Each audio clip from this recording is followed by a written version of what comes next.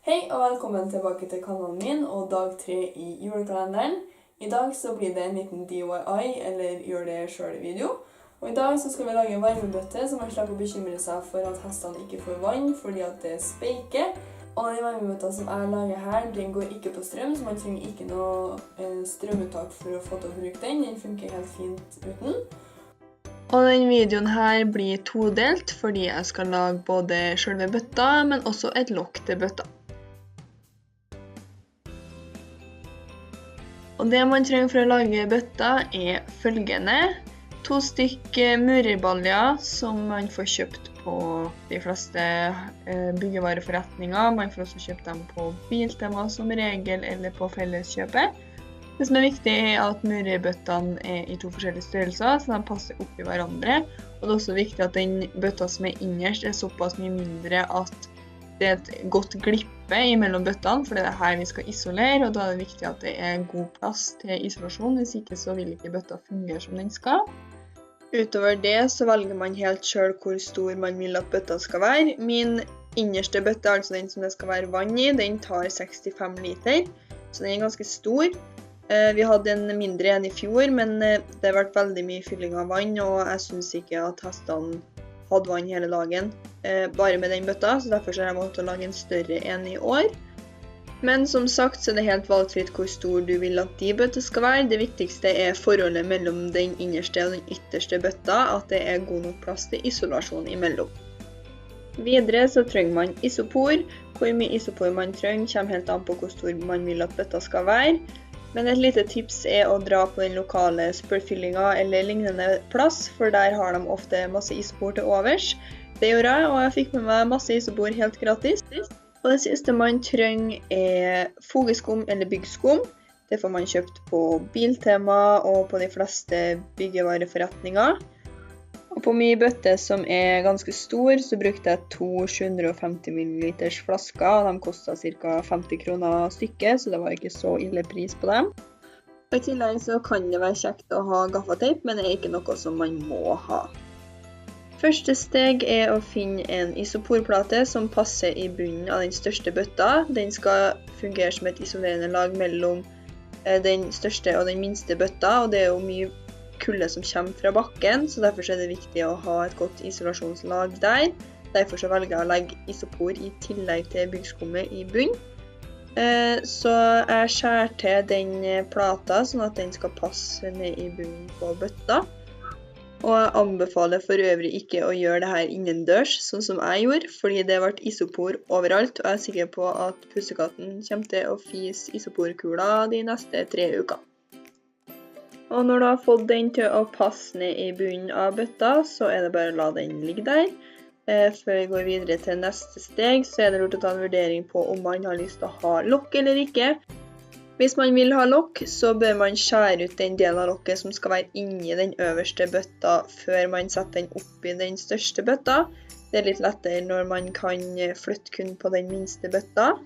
Og da skjærer man ut sånn at den sirkelen passer sånn cirka opp i bøtta. Det er ikke så nøye om den ikke går helt ut i kantene. Det viktigste er at du får den nedi, for den skal være på innsiden av lokket og hjelpe til å isolere i toppen av bøtta. Steg 2 er å fylle opp bunnen på den største bøtta med byggskum. Jeg brukte en hel flaske, men igjen her så kommer det helt an på hvor stor bøtta er. Men byggskummet bruker litt tid på å utvide seg, så det spiller ingen rolle om man har oppi litt mye. Da trenger man bare å ta i mindre etterpå når man skal ta på siden, fordi man kan bare trykke den lille bøtta nedi skummet. I tillegg så la jeg nedi en litt tjukkere isoporkloss for å få den lille bøtta litt opp fra kanten på den store bøtta, for da ble det mye lettere for meg å fylle rundt kanten etterpå.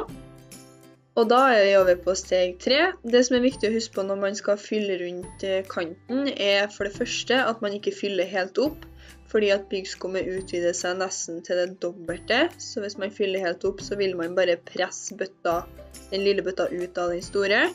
I tillegg så bør man ha noe vekt i den lille bøtta, sånn at den holder posisjonen sin. Jeg har brukt kattsand, 20 kilo kattsand for å være nøyaktig.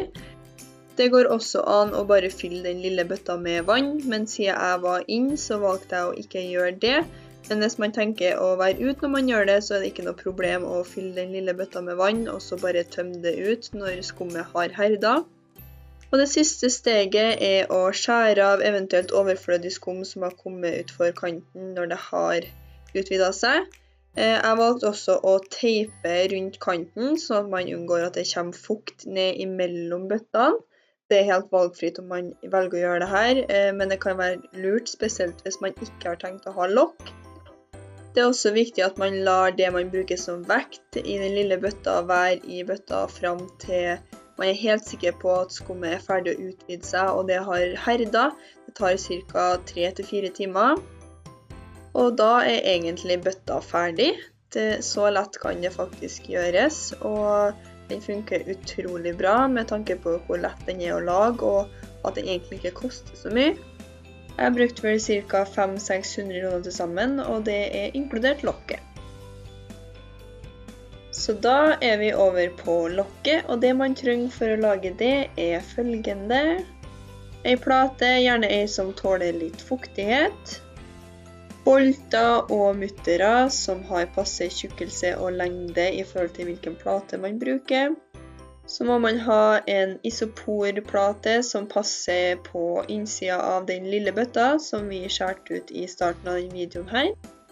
Til slutt så må man ha en firkantskive som man legger mellom bolten og isoporen, sånn at bolten ikke skal gå gjennom isoporen, fordi den tåler ikke så mye.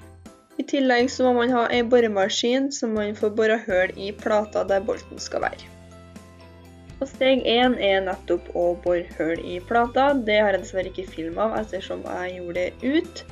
Etter det så tok jeg og teipet rundt isoporbiten som skal være inni lokket, fordi at den var veldig sånn frynsete i kanten. Så for å beskytte den litt så tok jeg gaffateip rundt hele kanten på den.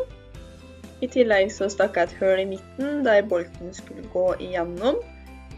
Og til slutt så stakk jeg bolten inn fra toppen av plata, sånn at hodet på bolten var opp. Før jeg satt på isoporplata. Deretter satte jeg på firkantskiva som skal beskytte isoporen, og skrudd på mutteren. Og det var faktisk det hele.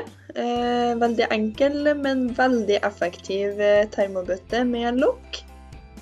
Så håper jeg du likte videoen her, og at du synes at DIY-en min var nyttig. Følg med i morgen for neste luke.